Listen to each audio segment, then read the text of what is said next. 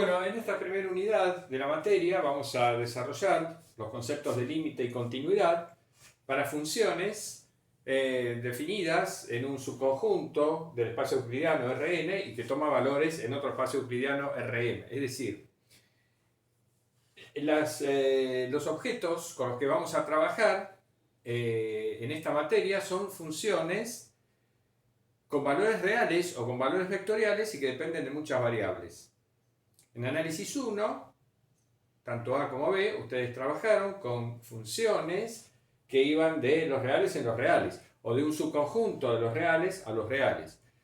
En cambio, acá vamos a trabajar con funciones que transforman puntos de un espacio euclidiano Rn en puntos de otro espacio euclidiano Rm. N y M, por supuesto, no tienen por qué ser iguales. Entonces, usaremos esta notación genérica para indicar que f es una cierta función cuyo dominio es el subconjunto D del espacio Rn y cuya imagen está incluida en el espacio euclidiano Rm. De modo que lo que hace f es transformar a cada punto x del dominio D en un punto f de x del conjunto de llegada Rm. Los ejemplos más familiares de este tipo de funciones son las transformaciones lineales. Más familiares para ustedes, porque trabajaron con ellas en geometría analítica, cuando vimos conceptos de álgebra lineal. Entonces, las transformaciones lineales son funciones definidas entre espacios vectoriales, pero en particular podemos considerar transformaciones lineales que van de Rn a Rm, y son las funciones, las transformaciones lineales de Rn a Rm son las funciones definidas por una fórmula de este tipo. El transformado de x es a por x para todo x en Rn, es decir, la imagen de cada vector x de Rn se obtiene, la imagen por t de cada vector x de Rn se obtiene multiplicando a x por una matriz fija a m por n, ¿no? En las ecuaciones a los vectores los pensamos como vectores columnas, entonces una función que transforma puntos de este espacio en este espacio mediante una fórmula de este tipo, donde A es una matriz fija real m por n, es una transformación lineal y hemos trabajado mucho con ellas. Pero podemos imaginar un montón de funciones no lineales, un montón de funciones de este tipo que no son lineales. Por ejemplo, si definimos f de R3 a R2 mediante esta fórmula, bueno, está claro que f es una función no lineal. F es una función que está muy bien definida, digamos. Esta fórmula me indica cómo obtener la imagen de cada punto x del espacio de salida, que es R3, del dominio R3. Para obtener la imagen, bueno, la imagen la obtengo utilizando estas fórmulas, digamos. La imagen de este punto x y z de R3 es el punto del espacio R2, cuyas coordenadas cartesianas se obtienen realizando estas operaciones con las coordenadas cartesianas del punto originalmente situado en el espacio. Bueno, evidentemente una función como esta no es lineal.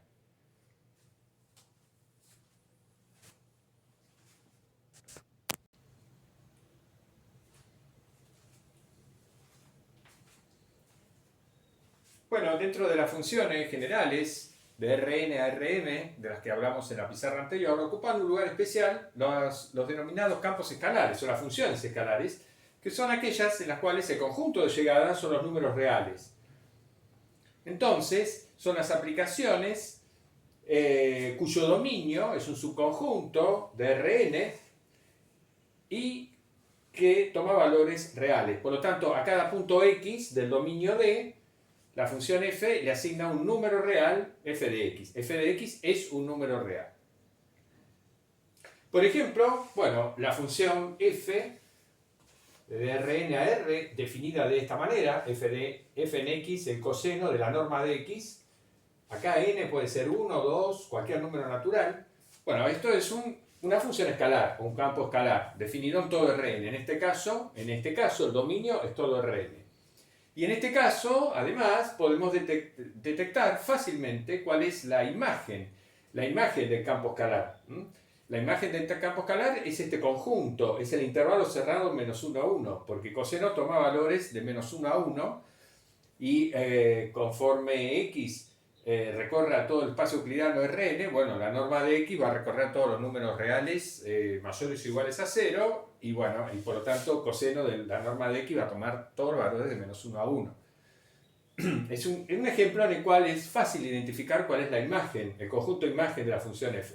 Recordemos que el conjunto imagen de una función es el conjunto formado por todos los valores que puede tomar esa función, ¿no es cierto? Bien.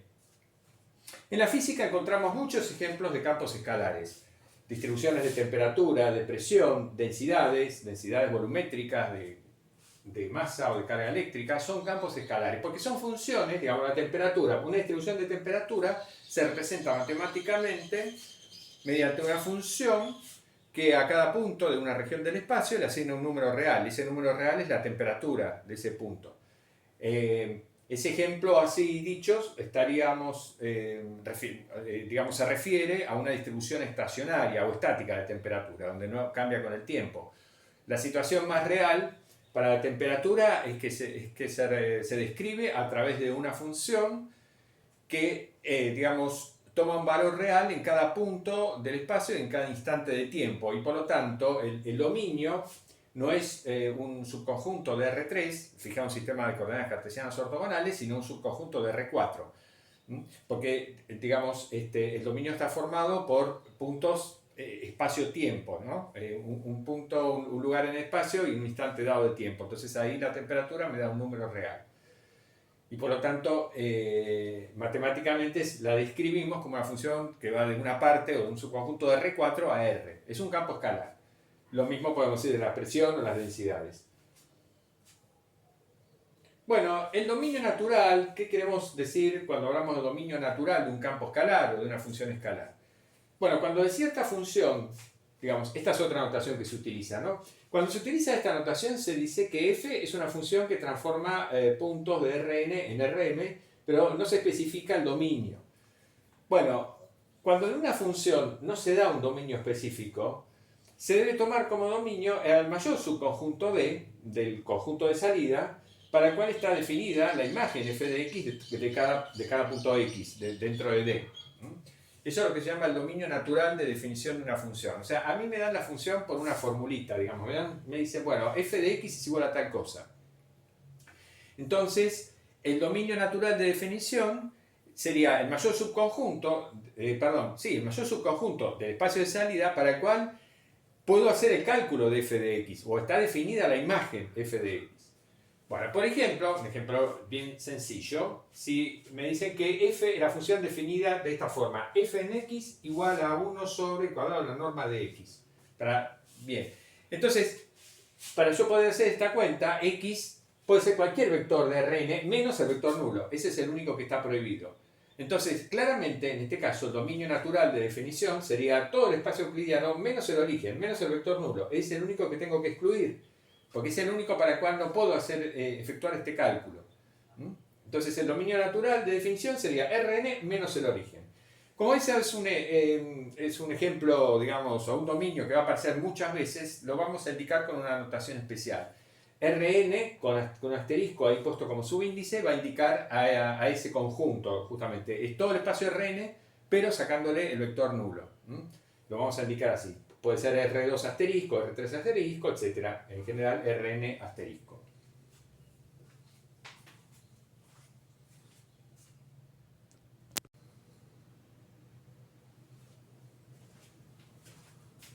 Bueno, como un segundo ejemplo, para determinar el dominio natural de un campo escalar, consideremos el campo escalar definido de esta manera. O sea, yo acá estoy dando una fórmula en la cual digo cómo obtener la imagen f de xy de un punto xy del plano. Pero está claro que yo no puedo efectuar este cálculo cualquiera sea el punto xy del plano. Debo identificar cuál es el dominio natural de definición de esta función. Sabemos que no podemos tomar el logaritmo natural de un número negativo. Ni podemos dividir por cero, ni podemos tomar la raíz cuadrada de un número negativo. Entonces, para poder yo calcular la imagen, ¿no?, de un punto de coordenadas xy del plano, bueno, ese punto, o mejor dicho, sus coordenadas, deben satisfacer estas dos condiciones. X por y tiene que ser un número positivo. para empezar, para que yo pueda tomar el logaritmo en el numerador. Y x cuadrado menos y cuadrado menos 1, lo que está abajo de la raíz, tiene que ser un número positivo, ¿no? O sea, para poder tomar la raíz cuadrada tiene que ser mayor o igual a 0, pero como está dividiendo, tiene que ser positivo. Entonces, x por y mayor que 0, esa región del plano es lo que está en el primer cuadrante, pero sin incluir a los ejes coordenados, o sea, esto quiere decir que x es positivo e y es positivo, o bien que x es negativo e y es negativo. En el primer caso, entonces, es el primer cuadrante sin los ejes coordenados, todo el primer cuadrante. O el tercer cuadrante, x negativo e y negativo, sin incluir los ejes coordenados. Pero esta condición, esto, pasamos el 1 para el otro lado, lo que tenemos es x cuadrado menos y cuadrado mayor estricto a 1. X cuadrado menos y cuadrado igual a 1, sabemos que, digamos, eso es una hipérbola del plano, que es esta, que está pésimamente dibujada, pero es esta, ¿no? Las asíntotas son las directrices. La recta igual a x, la recta igual a menos x son las asíntotas de la hipérbola x cuadrado menos y cuadrado igual a 1. Entonces, esta hipérbola divide al plano, digamos, en tres regiones. Lo que está a la izquierda, lo que está a la derecha y lo que está en el medio, digamos, entre las dos ramas. Para lo que está en el medio no se cumple esta relación, claramente. Tomo el origen, por ejemplo, obviamente no se cumple. Pero sí se cumple, digamos, esta relación para cualquier punto que esté a la izquierda de esta rama o a la derecha de esta rama, como es fácil ver. Por lo tanto, la intersección, digamos, de esta región y esta región, mirá como resultado, bueno, lo que tenemos rayado acá. Es la parte del primer cuadrante que está a la derecha de esta rama de la hipérbola y la parte del tercer cuadrante que está a la izquierda de esta rama de la hipérbola, ¿no? Más o menos eso sería el dibujo del dominio natural de definición de este campo escalar.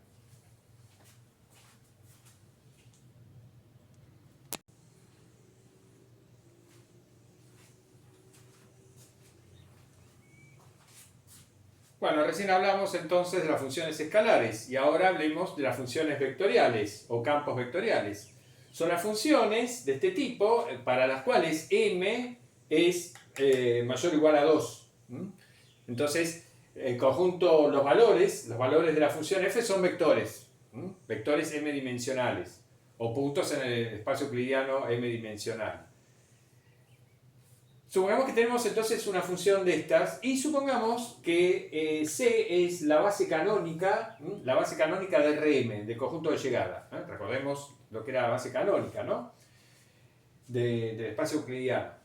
Entonces, si tomamos un vector x en el conjunto de salida D, en el dominio, f de x está acá en Rm, entonces es un vector en Rm.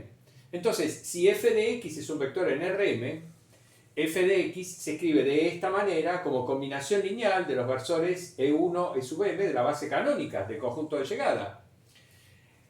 Acá este punto está indicando el producto escalar usual o el producto interno usual. En esta materia vamos a trabajar exclusivamente con el producto interno usual o producto escalar ordinario entre vectores y entonces lo vamos a indicar con la notación con el punto, no con el símbolo que usábamos en geometría analítica, porque usábamos ese símbolo extraño porque nos referíamos a cualquier producto interno. Acá, como vamos a trabajar solamente con producto escalar usual, lo indicamos de la manera usual, producto punto. Bien, entonces podemos decir que f de x es esta m upla de números reales, f1 de x, f2 de x, fm de x, porque es lo que estamos teniendo acá. Esto es una m upla de números reales. Acá llamamos f1 de x a el producto escalar entre f de x y el versor e1. f2 de x es el producto escalar entre f de x y el versor e2, etc. Es lo que estamos diciendo acá. Entonces, f de x es igual a esta m-upla para todo x en D, donde f sub i de x es el producto interno usual, el producto escalar, o el producto punto, entre f de x y el versor e sub i, para todo i entre 1 y m. Estos campos escalares asociados con la función vectorial f se denominan las funciones coordenadas de f. Entonces, dada una función vectorial que toma valores en Rm, bueno, esa función vectorial determina m funciones coordenadas que están definidas de esta manera. A partir de f están definidas de esta manera.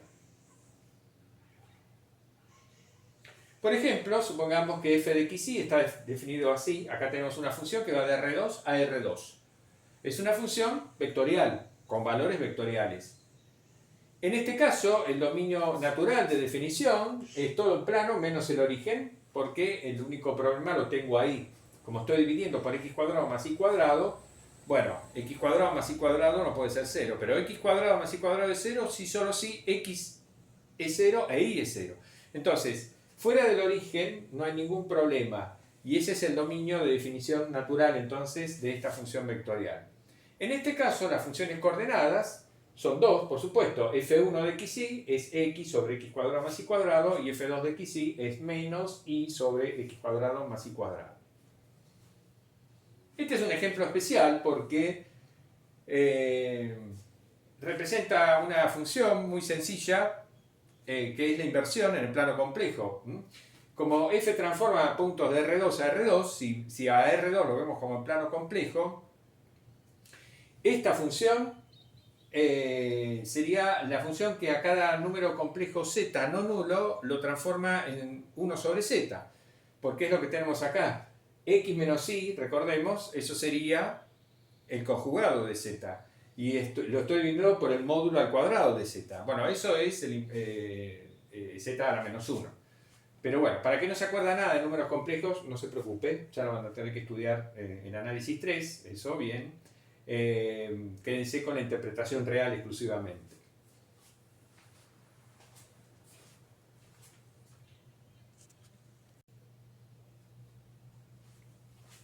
Bueno, como un segundo ejemplo muy importante de una función vectorial, de un campo vectorial propiamente dicho, vamos a mostrar esto que tenemos acá, que es el campo eléctrico producido por una carga puntual Q ubicada en el origen. Bien, ese es un tema que ustedes van a ver o estarán viendo ya en Física 2 como consecuencia de la ley de Coulomb para la interacción entre dos cargas puntuales. Bueno, surge que el campo eléctrico generado por una carga puntual ubicada en el origen está dado por esta expresión. Entonces, esto es una función que a cada punto del espacio, cuyo vector posición es R, esta función le asigna este vector, definido de esta manera. Donde acá R sin la flecha abajo representa la longitud del vector posición R, es decir, la norma de R. Entonces, Q es una constante que representa la carga puntual, positiva o negativa, ubicada en el origen, el valor de la carga. Y epsilon 0 es otra constante que se llama la constante de permitividad eléctrica del espacio vacío. Bueno, pero matemáticamente lo que tenemos es una constante multiplicando a ese cociente, digamos, el vector R dividido o multiplicado, digamos, por 1 sobre R cubo. Bien, en este caso, este campo vectorial, esta función vectorial, está expresada justamente vectorialmente, o sea, valga la redundancia, no está expresada, no es una expresión en coordenadas, no está expresada en un sistema particular de coordenadas, sino que está expresada en forma vectorial, ¿no? La función E.